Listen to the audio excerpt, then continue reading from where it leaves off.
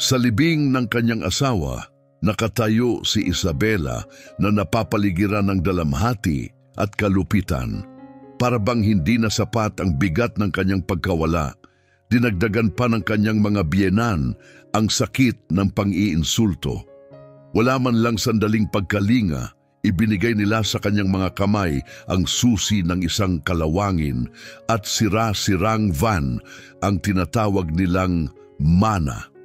Ang kanilang halakhak ay umalingaw-ngaw na tila huling insulto habang isinara nila ang pinto ng bahay na minsang tinawag niyang tahanan, ang bahay na tinulungan niyang punuin ng buhay, pagmamahal at mga pangarap. Lalong masakit sapagkat kinuha nila ang mga negosyong magkasama nilang itinaguyod mula sa wala. Mga negosyong isinilang hindi mula sa pribilehiyo kundi mula sa mga gabing walang tulog, magaspang na kamay at matatag na paniniwala sa isa't isa. 7 buwang buntis at inana ng isang masiglang 10 taong gulang na anak. Natagpuan ni Isabela ang sarili na walang bubong, walang pinagkakakitaan at walang malalapitan. Walang ibang mapuntahan. Umakyat siya sa kinakalawang na van na itinuring na walang halaga ang kanyang di umano'y gantimpala at ginawa itong silungan.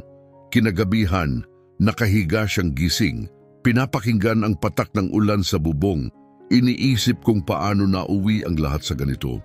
Ngunit isang umaga, habang ang sikat ng araw ay dahan-dahang sumisilip sa mga puno at nagbibigay ng gintong liwanag sa lumang sasakyan, napansin ni Isabela ang isang kislap, isang kakaiba. Sa ilalim ng mga patong ng natutuklap na pintura at kalawang, may bahagyang kumikislap para bang may gustong ibulong ang van mismo. At ang kislap na iyon ay higit pa sa ilusyon ng liwanag. Ito ang magiging simula ng isang pagbabagong hinding-hindi inaasahan ng kanyang mga biyenan. Mula sa kawalan ng pag-asa ay sisibol ang pag-asa ng bagong simula. At mula sa kahihiyan ay darating ang tagumpay na muling magsusulat ng kwento ni Isabela. Ngunit bago tayo magpatuloy sa kanyang paglalakbay, kung bago ka sa aming channel, inaanyayahan ka naming pindutin ang subscribe button. Maaring maliit lang itong bagay, ngunit bawat pindot ay tumutulong upang maibahagi pa namin ang mga totoong, emosyonal at nakaka-inspire na kwento gaya ng kay Isabela. At kung nahipo ng kwentong ito ang iyong puso, gusto naming marinig ang iyong saloobin sa mga komento. O mas mabuti, ibahagi ito sa isang taong nangangailangan ng kaunting pag-asa ngayon. Ngayon, balikan natin ang simula sapagkat bawat pambihirang kwento ay may pinagmulan. Mababa at kulay abo ang langit sa umagang iyon, mabigat sa katahimikan at banta ng ulan. Bagamat hindi pa bumubuhos ang mga ulap, ang hangin ay puno ng amoy ng basang lupa at bulong ng paparating na unos. Nakatayo si Isabela Santos sa gilid ng isang bukas na libingan, mahigpit ang kapit ng kanyang mga daliri sa hawakan ng payong. Ang isa niyang kamay ay nakahawak sa bilugang tiyan, isang likas na kilos ng pagprotekta. Nasa tabi niya si Manuel, ang kanyang 10 taong gulang na anak, tahimik ngunit tila isang matandang nakakita na ng sobra. Kumakapit siya sa manggas ng kanyang ina, ang maliliit na daliri maputla sa higpit. Ang itim na tila ng Amerikana, basa at mabigat, ang nagsilbing tanging sagabal sa kanyang natitirang seguridad. Sa paligid nila, ang mga nakikiramay ay pabulong na nag-uusap. Ang kanilang tinig ay sumasabay sa malamig na simoy gaya ng mga alon mula sa malayo. Napakalungkot at napakabata pa. May mga bulong na narinig si Isabela. Alam mo naman ang pamilya niya, hindi siya magtatagal nang wala ito, wika ng isang tinig. Lalo na sa ugali nila, sagot ng isa. Sapat para marinig niya ang pang-uuyam. Ngunit hindi siya natinag. Sa kabila ng hukay, nakatayo ang kanyang mga biyenan. Ang kanilang mga mukhay walang emosyon, halos malamig. Ang mga matay tuyo na parang hindi sila marunong magdalamhati. Ang itim na kanilang suot ay mas mistulang mamahaling kasuotan kaysa tanda ng pagluluksa, wari mas tungkol sa pagpapakita kaysa sa tunay na kalungkutan. Tinitigan sila ni Isabela, hindi sa galit, hindi rin sa hinanakit, kundi sa malinaw na pagkaunawa na sa wakas nakita na niya ang buong lawak ng kanilang paghamak. Hindi siya kailanman tinanggap, hindi noong ikinasal siya sa kanilang anak, hindi noong tumulong siyang gawing negosyo ang kanilang maliit na operasyon, at tiyak na hindi ngayon habang nag-iisa siyang may dinadalang anak sa sinapupunan. Pagsapit ng huling lupang itinabon, sa kabaong, basa na ang kanyang sapatos at ang lamig ay gumapang sa kanyang mga binti na parang baging. Ngunit hindi siya nanginig. Nanatili siyang matatag, nakakapit sa paniniwala na inihanda ng kanyang asawa ang kanilang kinabukasan kahit sa kamatayan. Sa opisina ng abogado, ang amoy ng pinakintab na kahoy at mahina ngunit maayos na tunog ng mga papel ay nagbigay ng panandaliang ayos. Ang mainit na silid ay kabaligtaran ng malamig na lupa na kanyang iniwan. Nakaupo si Isabela sa lumang upuang balat, si Manuel nasa kanyang tabi, tahimik pa rin, mahigpit pa ring kumakapit. Binuksan ng abogado isang matandang lalaking may salamin at tinig na kasing pantay ng metronom, ang folder sa harap niya. Para sa aking asawa, si Isabela Santos, simula niya. Iniiwan ko ang aming tahanan sa 42 Willow Lane, lahat ng aking shares sa Santos Floral and Design at ang 1,972 van. Napasinghap si Isabela, hindi na malayang pinipigil ang kanyang hininga. Ang bahay, ang negosyo, maging ang lumang van na itinuturing ng kanyang asawa na parang pamana ng pamilya. Hindi lang ito mga ari-arian. Patunay itong nakita siya, pinahalagahan at pinagkatiwalaang ipagpatuloy ang kanilang pamana. Ngunit naputol ang kanyang ginhawa sa mapanuyang tawo ng kanyang hipag. Naku naman, sabat ng babae, may ningning ng panguuyam sa mga mata. Hindi ganyan ang mangyayari. Nagkatinginan silang magkapatid, parehong nakataas ang labi sa pangungutya, nakunot ang noo ni Isabela. Ano raw? Tanong niya, unti-unting lumalago ang pagkabalisa. Umusog pa abante ang kanyang biyenan, malamig ang tinig. Ang bahay at ang negosyo ay sa pamilya. Nag-asawa ka lang, hindi mo ito pagmamay-ari. Ang tanging iyo lang ay ang van. Dapat nga magpasalamat ka at ibinigay pa namin iyon. Nabahala ang abogado, muling tiningnan ang mga papel. Hindi iyan ang nakasulat. Simula niya may bahid ng pag-aalinlangan. Ngunit mabilis siyang pinutol ng biyenan, ang tinig ay matalim na parang latigo. Tama na, singhal nito. Matigas ang kanyang mukha, ngunit sa mga matay may nakatagong takot na natabunan ng kayabangan. Gusto mong makipaglaban, Isabela? Mabagal at madiin niyang sabi. Dalhin mo kami sa korte kung kaya mo. Tingnan natin kung hanggang saan ka makakarating, buntis, walang pera, at may anak na kargado. Ang mga salita'y tumama na parang suntok, malupit hindi lamang sa kanilang kahulugan, kundi sa masayang kumpiyansa na nakabalot dito. Naramdaman ni Isabela ang paghigpit ng maliit na kamay ni Manuel sa kanya, nanginginig ngunit matatag. Para bang sinusubukang maging malakas para sa kanya kahit hindi dapat siya ang gumagawa nito. Ang opisina na dati tila kalmado, ngayon parang sumisikip sa kanya. Ang init ng kahoy ay naging nakakasakal. Ang amoy ng lumang kape at alikabok na papel ay humalo sa biglang pag-akyat ng pagsusuka mula sa kanyang tiyan. Binukan niya ang kanyang mga labi. May tugon na nabubuo sa kanyang lalamunan, ngunit pinigilan niya ang sarili. Hindi ito ang larangan ng laban na gusto niya. Inihanda nila ang bitag. Umaasang magagalit siya, umaasang mahulog siya sa digmaang pinaghahandaan nila. Sapat na ang nakita niya sa kakayahan nila, sapat na upang malaman niyang hindi siya mananalo kung lalaban siya sa kanilang mga patakaran. Hindi dito. Hindi ngayon. 15 minutong katahimikan ang lumipas bago nakatayo Si Isabela sa labas, giniginaw, habang ang kanyang coat ay dumidikit sa kanyang buntis na katawan at ang ambon ay dumikit sa kanyang balat. Sa kanyang kamay, isang pares ng susi, malamig at matalim laban sa kanyang palad. Walang legal na dokumento, walang mga pangako.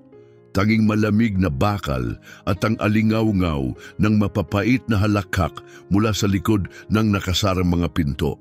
Tahimik ang paradahan sa likod ng funeral hall, maliban sa mahina at pantay na pagpatak ng ulan sa aspalto. Nasa tabi niya si Manuel, naninigas ang ekspresyon, puno ng pagkalito. Paulit-ulit siyang tumitingin sa ina para bang hinihintay na basagin nito ang katahimikan, sabihing nagkamali lang ang lahat, na uuwi sila sa kanilang bahay, na ang kanyang kama, ang kanyang mga laruan, at ang kanyang buhay ay hindi basta kinuha sa kanila. Ngunit nanatiling tahimik si Isabela. Bawat hakbang pasulong ay parang pagtawid sa bagong mundo. Isang mundong puno ng panganib at kawalang katiyakan, kung saan hindi na uubra ang mga patakarang kinapitan niya noon. Pagdating nila sa van, hinaplos niya ang gilid nito gamit ang mga daliri. Ang kalawang ay natuklap na parang pulbos, nag-iwan ng marka sa kanyang balat. Pangit ito, may mga yupi, amoy amag, langis, at lumang pagpapabaya. Ngunit ito'y kanya, tanging ito ang natira, tanging ito ang hindi nila naagaw.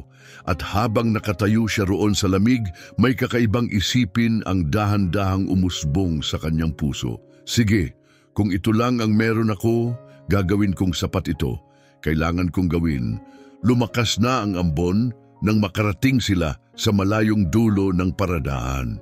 Nasa ilalim ng baluktot na poste ng ilaw ang van, at ang kumikislap-kislap na ilaw ay nagbubuga ng baluktot na anino sa semento. Para itong galing sa huling hanay ng isang junkyard na bubulok ang pintura, ang kalawang ay parang pasa na kumakalat. Ang pinto sa likod ay halos bumagsak na sa bumper. Ang salamin sa gilid ng driver ay nakatali lang sa pilas na duct tape na bahagyang humahampas sa hangin. Binuksan ni Isabela ang kumakalansing na pinto at sinalubong siya ng amoy na bumalot, halo ng langis, amag, pawis at tuyong metal na tanda ng mahabang panahon. Hindi lang ito van, isa itong libingan ng mga alaala at gayunman ito'y silungan, isang lugar para hindi mabasa ng ulan. Umakyat muna si Manuel. Umuungol ang lumang upuang vinyl habang siya'y kumikilos, naghahanap ng posisyong hindi siya tusukin ng mga lumang spring. Hinaplos ng kanyang mga daliri ang mga punit sa upuan, sinusundan ito na parabang mga guhit ng mapa, marahil umaasang dadalhin siya pabalik sa mga bagay na pamilyar. "Ma'am," mahina niyang sambit, halos kasabay ng alingaw-ngaw ng ambon, "dito na ba talaga tayo titira?" May bahid ng pag-asa sa kanyang tinig, desperadong nais na hindi ito totoo. Hindi agad sumagot si Isabela. Sa halip, dahan-dahan niyang inilapag ang mga susi sa cup holder na natiling nakapatong ang kanyang kamay, ang kanyang mga mata nakatuon sa maalikabok na dashboard. Doon, sa ilalim ng alikabok, makikita pa ang malabong bakas, mga fingerprint, mga bakas ng kanyang asawa.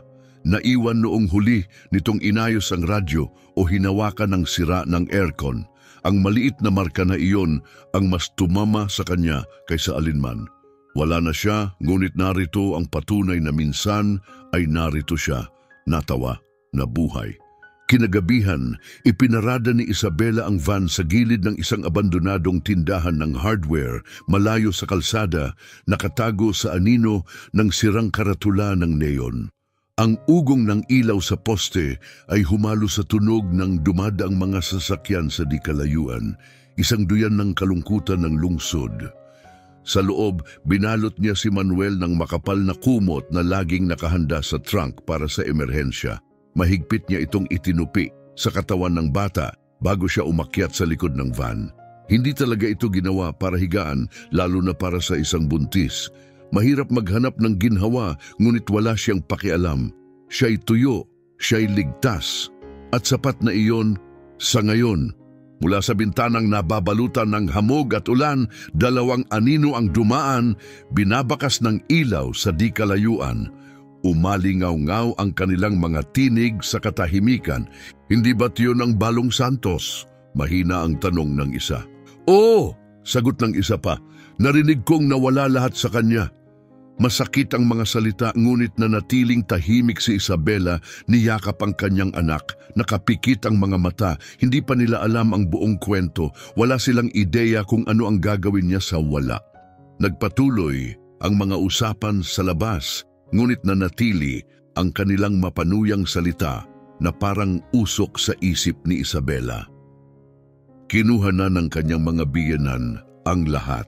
Akala niya masyado siyang mataas para magmakaawa. Aba, matututo siya ngayon. Isang kurot na binalot bilang tsismis, binitawan ng may kasamang yabang. Mga salitang mula sa mga taong akalay alam ang buong kwento, ngunit gilid lamang ang nakikita. Nakahiga si Isabela, nakatitig sa bubong ng van, ang lumaylay na tela ilang pulgada mula sa kanyang mukha.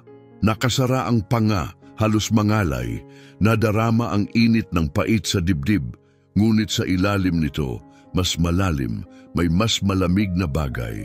Hindi kawalan ng pag-asa kundi paninindigan, biglang may malakas na sipa mula sa kanyang sinapupunan, ang sanggol ay kumilos, tumama sa kanyang tadyang, paalala. Mensahe, wala kang oras para mabasag, hindi ngayon, hindi pa. Kinabukasan, nagising si Isabela bago pa man makapili ang langit ng kulay. Ang lamig ang pumukaw sa kanya, gumagapang sa bakal ng van papasok sa kanyang mga buto. Dahan-dahan siyang gumalaw, iwas gisingin si Manuel at kinuha mula sa ilalim ng upuan ng maliit na maleta. Ang tanging naisalba niya bago siya tuluyang mapalayas sa kanyang tahanan. Kinuha niya ang isang sweater kulay navy, numinipis na ang tela sa siko at ang mga manggas ay nagkapudpod na parang pinong sinulid at isinuot ito. Hindi nito tuluyang tinanggal ang lamig mula sa kanyang mga braso, pero nakatulong kahit kaunti. Sa tabi niya mahigpit na nakayakap si Manuel sa sarili, ang kanyang mga tuhod nakatupi, mga braso nakabalot sa coat na parang kalasag. Mas lalo siyang mukhang bata habang natutulog, gaya ng tunay niyang edad. Hinalikan siya ni Isabela sa noo, nagtagal ng bahagya kaysa kailangan bago lumabas sa kulay abo at tahimik na bukang liwayway. Sandali siyang tumigil, humihinga ng malalim sa mamasa-masang hangin. Walang bubong, walang negosyo, walang bank account. Isang lumang van lang nakatago sa anino ng abandonadong tindahan ng hardware at ang matatag na kagustuhang gawing posible ang imposibleng mabuhay. Hindi pa alam ni Isabela noon na ang lumang van, ang itinuring ng lahat na basura, ay nagtataglay ng higit pa sa kalawangin na mga alaala. Nasa loob nito ang isang kinabukasang hindi pa niya naiisip. Unti-unting naghalo ang mga araw, bawat isa ay natunaw sa kasunod. Binuo ng isang rutang hinubog ng pangangailangan. Nagsisimula ang umaga sa maikling lakad papunta sa tindahan sa kanto, kung saan paminsan-minsan ay binibigyan siya ng tindero ng tinapay mula kahapon kapalit ng murang halaga. Ibabalik niya ito sa van, nakatago sa ilalim ng kanyang coat, at hinahati kay Manuel na bihirang magreklamo tungkol sa paulit-ulit nilang pagkain. Sa hapon, nagbabasa siya ng mga karatula, nagtanong sa mga tindero kung kailangan nila ng tulong, anumang trabaho. Nagwalis siya ng sahig, naglinis ng bintana, tumulong magbaba ng mga kahon, nag-ayos ng bulaklak para sa isang florist na nagbabayad ng maliliit na halaga at tira-tirang talulot. Hindi tumiklop si Isabela sa hirap ng trabaho. Bawat barya ay pangako. Bawat gawain ay hibla ng marupok na tela ng kanilang kaligtasan.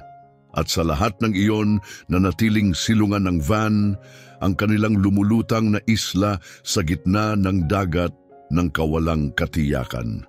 Pinupuno ni Manuel ng mga guhit mula sa singaw ng bintana, maliliit na stick figure na magkahawak kamay, minsan may araw, laging may ngiti. Para sa kanya iyon ang paraan ng paggawa ng ligtas na espasyo.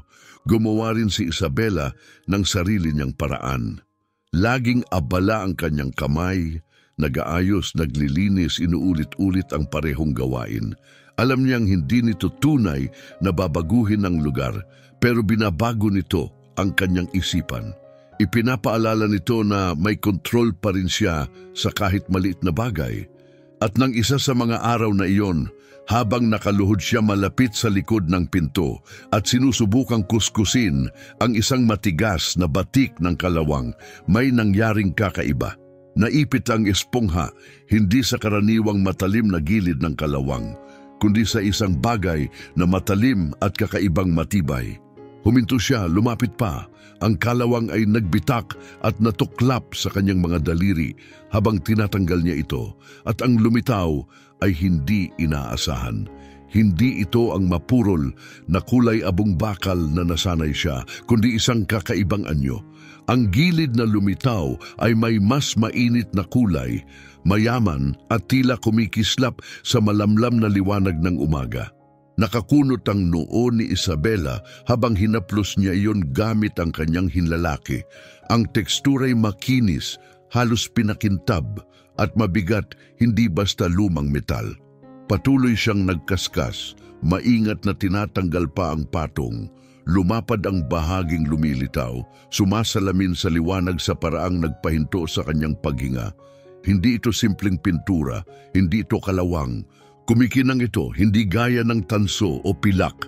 Mas malalim kaysa bronze, mas mayaman kaysa tanso. Ito ay ginto. Umalon ang tibok ng kanyang puso. Hindi mabilis, kundi mabagal, matatag, parang mga yapak na papalapit. Hindi siya tumayo, hindi siya sumigaw. Nakatingin lang siya, nanlalaki ang mga mata. Sa kanyang isip narinig niya ang boses ng kanyang asawa, banayad ngunit malinaw. Ang van na yan ang safety net natin, Isabela. Biro niya iyon noon, matapos niyang pintasan ang asawa sa paghawak pa rin sa lumang sasakyan. Napailing lang siya noon, inisip na isa lang iyon sa sentimental na ugali ng asawa. Pero marahil, hindi pala iyon nostalgia. Ipinatong ni Isabela ang palad sa gilid ng van sa mismong kumikislap na bahagi. Mas mabigat ito kaysa nararapat, matatag laban sa kanyang kamay. May nakatago rito, hindi lang sa ilalim ng kalawang, kundi sa ilalim ng kwentong ipinasubo sa kanya. Ang kwentong iniwan siya ng wala. Dahan-dahan lumawak ang pagkaunawa, parang liwanag ng bukang liwayway na unti-unting bumabalot sa kalangitan. Hindi ito aksidente, hindi ito basta swerte, ito ay itinanim, pinlano. At gayunman, hindi siya ngumiti, hindi siya nagdiwang. Tumayo lamang siya, pinulot ang espongha at maingat na ipinasok ang mga natuklap na kalawang sa isang maliit na tumpok. Ang kanyang mga galaw ay banayad, kalmado. Parang naglilinis siya ng isang sikreto na hindi pa handang ipakita sa mundo. Bumulong siya sa sarili tulad ng isang pangako, isang orasyon, hindi pa. Sapagkat ang kanyang natagpuan ay hindi lamang ginto, ito'y posibilidad. At sa mundong nagtangkang agawin ng lahat sa kanya, iyon ang pinakamatinding bagay sa lahat. At naunawaan ni Isabela ang isang bagay na bihirang maunawaan ng marami, ang mga lihim ay tulad ng mga binhi. Kapag nakabaon at inalagaan sa katahimikan, may kakayahan silang mamulaklak at maging matatag. Ngunit kung iingatan, kung poprotektahan na parang hininga, kaya't wala siyang sinabi, hindi siya nagmadali. Araw-araw, ipinagpatuloy ni Isabela ang kanyang buhay na parabang ang van ay isa pa ring kalawangin at marupok na kabibi, sapagkat mas ligtas kung walang nakakakita sa kanyang natuklasan. At natutunan niya na ang tunay na kaligtasan ay hindi nakabatay sa mga pader o kandado. Nasa disiplina ito, nasa pagpipigil, nasa kaalaman kung kailan dapat kumilos at kung kailan dapat maghintay. Nagsimula siya sa maliliit at sinadyang hakbang. Isang tahimik na linggo ng umaga, habang natutulog pa ang buong mundo at mahinang humihilik si Manuel sa likod ng upuan, kinuha ni Isabela ang isang distornilyador. at maingat na tinanggalang manipis na piraso ng metal mula sa loob ng likurang pinto ng van. Makitid ang piraso, hindi mas mahaba kaysa kanyang palad, at dahan-dahan niya itong inilagay sa kanyang bulsa. Kasing kalma ng kilos na para bang nagtupi lang ng resibo. Dinala niya ito sa isang alahero sa kabilang bayan, kilala sa hindi pagtatanong at sa mga tahimik na transaksyon. Tiningnan nito ang piraso sa ilalim ng lampara, tinimbang at nagbigay ng halaga. Higit pa iyon sa anumang pera na nakita ni Isabela sa loob ng mga buwan. Sapat upang bahagyang itulak ang kanilang buhay papunta sa mas maayos na landas. Sa unang pagbebenta, binilhan niya si Manuel ng bagong damit na kasya sa kanyang lumalaking katawan. Bumili siya ng prenatal vitamins, yung magaganda na dati kaya niyang bilhin bago bumagsak ang lahat. At sa unang pagkakataon matapos ang mahabang panahon na puno niya ng totoong pagkain ang 2 bag, prutas, gulay, karne. Nang kumain sila kinagabihan, hindi nila kinailangang magtipid. Humingi si Manuel ng dagdag at ibinigay niya iyon ng walang pag-aalinlangan. Sumunod ang ikalawang pagbebenta pagkalipas ng ilang linggo, kasing tahimik din. Ngunit sa pagkakataong iyon, hindi niya ginastos sa pagkain o gamot. Ini-invest niya ito.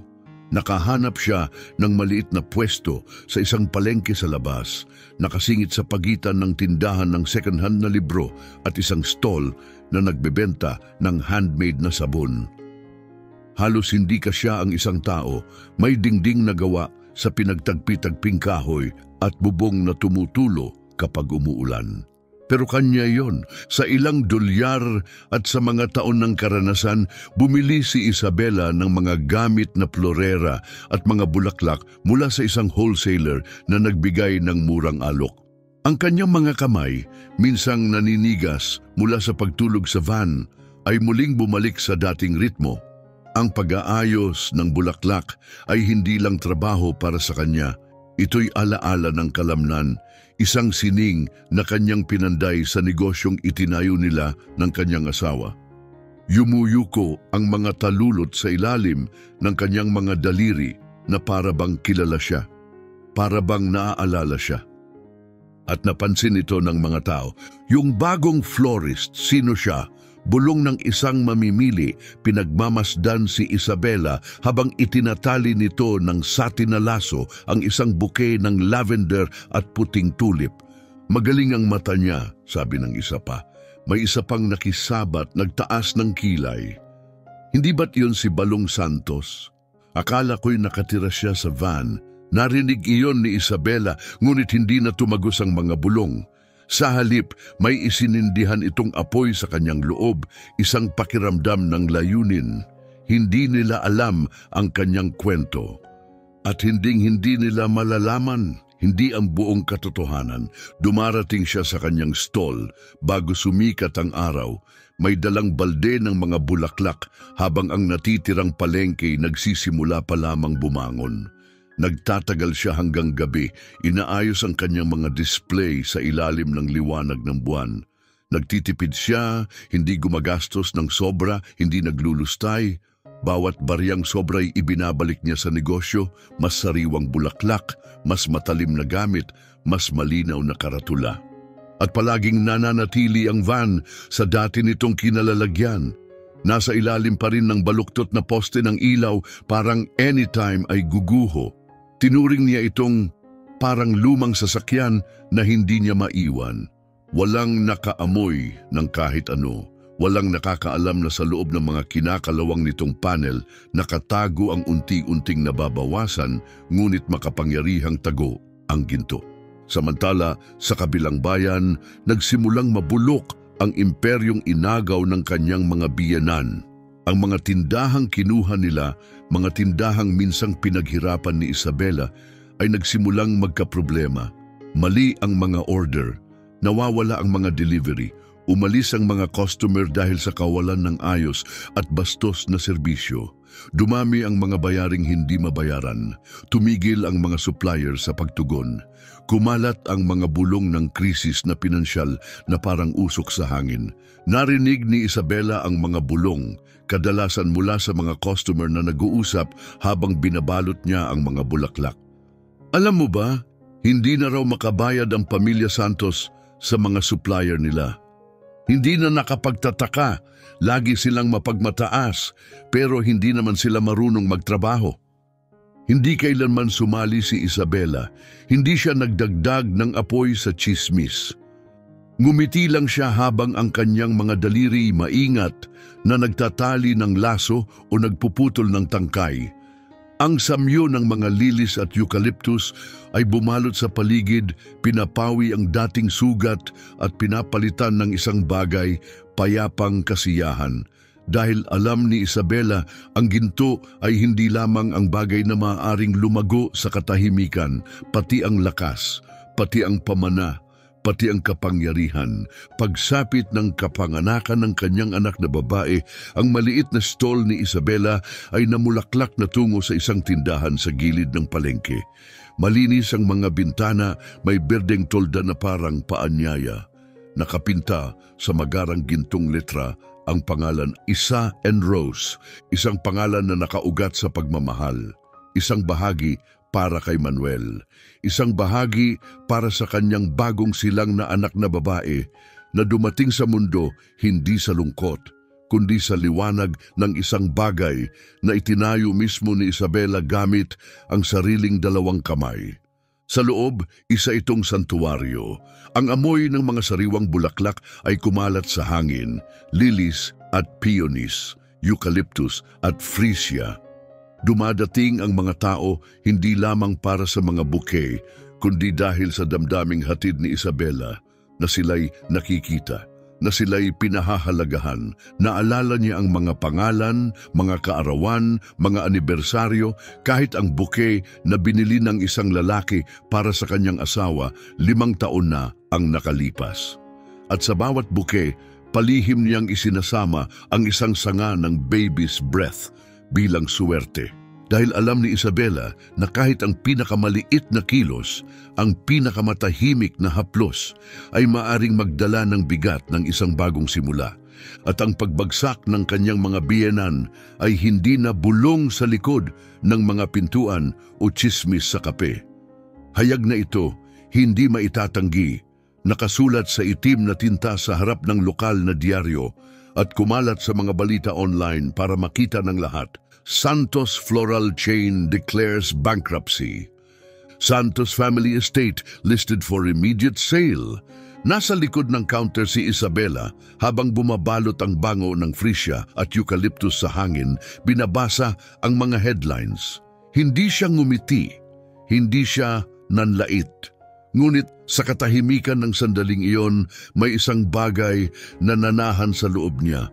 Hindi tagumpay, hindi tuwa, kundi isang tahimik, matatag na pakiramdam ng balanse. Isang hustisya, hindi sa apoy, kundi sa biyaya. Ang imperyo na inagaw ng kanyang mga biyenan, itinayo sa kasakiman at pinanatili sa kalupitan, ay bumagsak sa mismong mga bagay na pinahahalagahan nila. Imahe, kontrol at karapatan. At wala silang masisisi kundi ang kanilang sarili. Ilang araw ang lumipas, isang hapon na pinalambot ng sinag ng araw na dumadaloy sa mga bintana ng tindahan. Bumalik ang nakaraan, hindi bilang bagyo, kundi bilang anino. Maingat na binabalot ni Isabela ang isang bouquet para sa isang babaeng ikakasal, malalambot na ivory roses, eucalyptus at isang laso na kulay ng dapit hapon. Nakapokus siya, matatag ang mga kamay, puno ng kulay at balanse ang kanyang isipan, nang biglang bumukas ang pinto sa likod niya. Tumunog ang pamilyar na kampanilya sa itaas, ngunit ngayon mas matalim kaysa dati. Napatingin siya, nakatayo sa bungad ng pinto, mas payat at mas pagod kaysa sa kanyang alaala ay ang kanyang biyenan, Ang minsang nakakatakot na lalaki ay ngayoy mukhang pinagod na ng panahon at resulta ng sariling gawa. Ang mga dating mamahaling damit, mga simbolo ng estado ay kupas at pudpod, numinipis ang tela sa mga siko. Sa likod niya, nakatayo ang kanyang hipag, hindi na ang babaeng puno ng kayabangan noon. Nakayuko ang kanyang mga balikat, mabilis na naglilipat-lipat ng tingin ang kanyang mga mata sa loob ng tindahan at mahigpit na nakahawak sa kanyang handbag na para bang iyon na lang ang natitira sa kanya. Isabela, panimula ng kanyang biyenan, ang tinig na dati matalim at makapangyarihan ay humina na. May pag-aatubili, may bahid ng kahinaan. Nagkaproblema kami, wala na ang bahay, wala na rin ang negosyo. Nilunok niya ang kanyang laway. Kailangan namin ng matutuluyan kahit pansamantala lang. Walang sinabi si Isabela agad. Ibinaba niya muli ang kanyang tingin sa bouquet na tinatapos. Maingat na inaayos ang eucalyptus. Hinahayaang lumambot ang itsura ng ayos. Itinali niya ang laso, idinagdag ang maliit na sanga ng baby's breath sa ibaba, lagi para sa swerte, at saka lamang siya tumingin. Hindi malamig ang kanyang ekspresyon, hindi rin malupit, kundi nasusukat, tahimik ngunit makapangyarihan. Naalala ko, mahinahong sabi niya, noong araw na sinabi mo sa akin na ang van lang ang nararapat sa akin. Tumitig siya sa mga mata nito, na ako at ang mga anak ko ay walang karapatan sa kahit ano, na dapat magpasalamat ako na may tira-tira pa kayong ibinigay. Hindi galit ang mga salita, kundi katotohanang tuwirang sinabi gaya ng paglalarawan ng isang florist sa tinik. Hindi may halong puot, kundi malinaw na pagkilala. Napalipat ang tingin ng kanyang hipag sa gintong letra sa bintana ng tindahan, I.S. Marie Rose. Isang pangalang inukit mula sa katatagan. Isang pangalang isinilang mula sa pamilya, sa kaligtasan at sa pagmamahal. Pagkatapos, napatingin siya sa gintong bolpen na ginagamit ni Isabela sa pagsusulat ng resibo. At sa sandaling iyon, may kumislap na pagkaunawa, isang pagkilala. Ang lugar na ito, ang bango, ang ganda, ang biyaya. Lahat ito ay tumubo mula sa van na minsan nilang hinamak. Mula sa bagay na tinuring nilang walang silbi. Tinapos ni Isabela ang pagbabalot ng buke at dahan-dahang iniabot sa naghihintay na bride kasabay ng isang mainit at tapat na ngiti. Pagkatapos ay humarap siyang muli sa mga panauhin. Pasensya na, malumanay ngunit mariin niyang sabi, wala akong lugar para sa inyo. Tumigil siya sandali bago nagdagdag, may mga bagay na masyadong maliit upang buhatin ang bigat ng mga taong minsang sumubok na wasakin ito. Natahimik ang silid, walang pagtutol, walang depensa, tanging katahimikan. Ibinaling ng kanyang biyenan ang mga mata sa sahig. Bumagsak ang balikat ng kanyang hipag at magkasama nang walang salitang binitawan, lumabas sila sa kalsada. Muling tumunog ang kampanilya. Ngayon, hindi bilang pagdating kundi bilang pagtatapos, bilang tuldok. Binitiwan ni Isabela ang isang mahabang hininga na hindi niya namalayang pinipigil. Hindi iyon lasang paghihiganti, hindi matalim o mapait. Ito'y malinis, magaan, malaya. Pagsapit ng kapanganakan ng kanyang anak na babae, ang maliit na tindahan ng bulaklak sa gilid ng palengke ay namulaklak na tungo sa isang ganap na sulok na shop, naliligo sa sinag ng araw, nababalutan ng gumagapang na baging, ang berdeng tolday sumasayaw sa hangin. Ang karatula sa itaas ng pinto ay kumikislap sa gintong sulat, I.S. Marie Rose, isang parangal para kina Manuel at Marie, ang mga anak na nagbigay sa kanya ng dahilan noong nawala ang lahat. Sa loob, ang hangin ay puno ng ganda, mga lilis na nakabuka, wild peonies, kumpol ng eucalyptus na nakapilipit ang mga dulo. Ngunit higit pa sa amoy o kulay, dumadating ang mga tao para sa bagay na hatid ng tindahan, init, Kabutihan, ang pakiramdam na sila'y kilala. Naalala ni Isabela ang mga kaarawan at anibersaryo. Nagtanong siya tungkol sa mga pamilya, nakinig sa kanilang mga kwento ng dalamhati at tuwa. At sa bawat bouquet, palihim niyang isinasama ang isang sanga ng baby's breath, isang simpleng basbas para sa swerte. Sapagkat sa mundong minsan ay kinuha ang lahat sa kanya, natagpuan ni Isabela hindi lamang ang kaligtasan, kundi ang dangal, ang biyaya. At sa pamamagitan ng tahimik na katatagan, nakabuo siya ng isang bagay na tatagal, hindi lang para sa kanya kundi para sa lahat ng dadaan sa kanyang pintuan at makakaramdam ng pagiging mahalaga. Bumagsak ang imperyo ng kanyang mga biyenan, ngunit ang pamana ni Isabela ay nagsisimula pa lamang mamulaklak. Nag-atubili siya, tila hirap humanap ng mga salitang noon ay hindi niya kailanman kinapos. Kailangan namin ng matutuluyan, kahit panandalian lang, hanggang sa makabangon kami muli. Hindi kumibo si Isabela. Patuloy na gumalaw ang kanyang mga kamay. Maingat na isinisiksik ang isang sanga ng eucalyptus sa bouquet na kanyang binabalot. Dumampi ang malambot na dahon sa kanyang mga daliri na parang bulong, pinapaalala sa kanya ang kasalukuyan. Nakatuon ang kanyang pansin sa satin na laso, maingat niya itong pinapakinis bago itali sa perpektong buhol. Saka lamang siya tumingin. Naalala ko, mahina niyang sabi, ngunit matatag gaya ng batong hinubog ng panahon. Noong araw na sinabi mong ang van lang ang nararapat sa akin, na ako at ang mga anak ko ay dapat magpasalamat pa na may ibinigay sa amin kahit kaunti. Hindi niya ito sinabi ng may puot, wala ring pait sa kanyang tinig, tanging katotohanan lamang. Tinitigan niya sila tulad ng pagtitig niya sa kanyang mga bulaklak. Sinusukat, sinusuri, tinutukoy kung alin ang buhay pa at alin ang dapat nang iwanan. Mabilis na napatingin ang kanyang hipag sa karatula ng tindahan. Nakapinta sa eleganteng gintong sulat sa bintana. I.S. Marie Rose. Pagkatapos ay bumaba ang kanyang tingin sa gintong ballpen na ginagamit ni Isabela sa pagsusulat ng resibo. Ang pagkaunawa, mabagal, unti-unting gumagapang, ay sumilay sa kanyang mukha na parang kidlat sa madilim na langit. Sa unang pagkakataon nakita niya ang lahat, hindi lang ang itinayo ni Isabela, kundi kung paano niya ito ginawa. At mula saan? Lumingon si Isabela, iniabot ang natapos na bouquet sa bride na naghihintay, kalakip ang mainit at tapat ng ngiti. Pagkatapos ay muli niyang hinarap ang mga panauhin.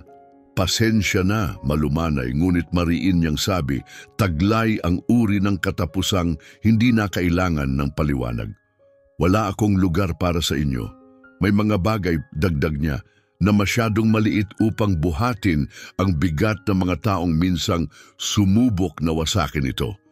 Ang kanyang mga salita ay bumagsak na parang mga talulot malambot, ngunit imposibleng ipagsawalang bahala.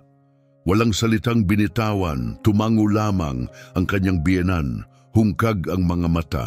Sumunod ang kanyang hipag, tahimik, at habang palabas silang lumakad, muling tumunog ang maliit na kampanilya sa pinto. Ngunit ngayon, hindi na tanda ng pagdating, kundi tanda ng pagtatapos. Isang huling tuldok sa kwentong isinulat nila sa kalupitan at muling isinulat ni Isabela sa biyaya. Binitiwan ni Isabela ang mabagal na hininga. Hindi iyon kasiyahan, hindi iyon paghihiganti. Iyon ay paglaya, iyon ay kapayapaan, iyon ay kalayaan.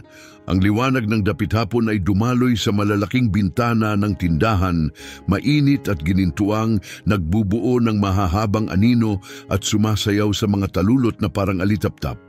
Nakaupo si Isabela sa likod ng counter, ang kanyang bagong silang na anak na babae ay payapang natutulog sa habing basket sa tabi niya. Sa kabila ng silid, si Manuel ay nakaupo, nagdodrawing sa kanyang kwaderno, hawak ang lapis, kunot ang noo sa pagtuon. Napatingin si Isabela sa labas ng bintana, lampas sa mga florera at hanay ng mga hydrangea, patungo sa van na nakaparada pa rin sa gilid ng lote. Hindi na ito gumalaw sa loob ng maraming taon. Kalawangin pa rin, may mga yupi pa rin, nakalimutan na ng lahat maliban sa kanya. Walang sino mang dumadaan ang makakahula na minsan itong naging kanyang lifeline. Na naglaman ito hindi lamang ng ginto, kundi pati ng pag-asa. Nasa loob ng sirang katawan nito ay nakatago ang binhi ng lahat ng ngayon ay namumulaklak sa paligid niya. Oo, ang ginto ang nagbigay sa kanya ng pangalawang pagkakataon, ngunit ang metal lamang ay hindi makapagpapatayo ng buhay. Iyon ay ang kanyang pinili, ang kanyang kagustuhan, ang kanyang mga kamay. Mga gabing nagplaplano siya ng gising, mga umagang bumabangon siya bago sumikat ang araw, mga araw na nagpapatuloy siya kahit mas madali sanang sumuko. Minsan, sa mga tahimik na sandaling gaya nito, naiisip niya ang kanyang asawa, ang kanyang tawa, ang kanyang matigas na pag-asa, at ang paraan niyang laging nakakakita ng posibilidad sa mga bagay na walang halaga sa iba. Nagtataka siya kung alam ba nito. Kung iniwan ba niya talaga ang van na iyon na may layuning ngayon lamang niya tunay na nauunawaan. Sa kanyang isipan, para bang nakikita niya ito, nakasandal sa pintuan ng tindahan, nakahalukip-kip ang mga braso, may bahagyang ngiting puno ng pagmamalaki. Inabot ni Isabela ang isang talulot na natira sa countertop at dahan-dahang itinabi. Tumingin siya sa paligid ng tindahan, hindi na may pagtataka, kundi may pag-aari. Ito'y hindi lamang isang lugar, ito'y kanya. Bawat pulgada ay nakaugat sa katatagan. Hindi niya kailangan ang mansyon, hindi niya kailangan ang ninakaw na apelyido o hungkag na prestihiyo. May mga ugat na siya ngayon. Malalim, matatag, at siya mismo ang nagtanim nito. Minsan, tinatanong siya ng mga customer tungkol sa van. Umaandar pa ba yung lumang bagay na yan? Ngumingiti siya, isinisiksik ang isang sanga ng baby's breath sa kanilang buke at sasagot ng may kindat, bahagi na lang yan ng kwento sapagkat ito ang katotohanan. Maaaring magtago ang ginto sa pinakapangit na lugar. At ang mga taong tumatawa sa iyong halaga na sinusubukang tanggalin ang lahat sa iyo, kadalasan ay hindi nila alam na ibinigay na nila sa iyo ang susi ng sarili mong kalayaan. Kung napatigil ka ng paglalakbay ni Isabela, huwag ka na lang mag-scroll. Pindutin ang like button, mag-subscribe para sa mas marami pang kwentong sumasalamin sa kaluluwa. At ibahagi ang video na ito sa isang taong nangangailangan ng paalala na kahit sa kalawang at pagkawasak, maaari pa ring mayroong ginto.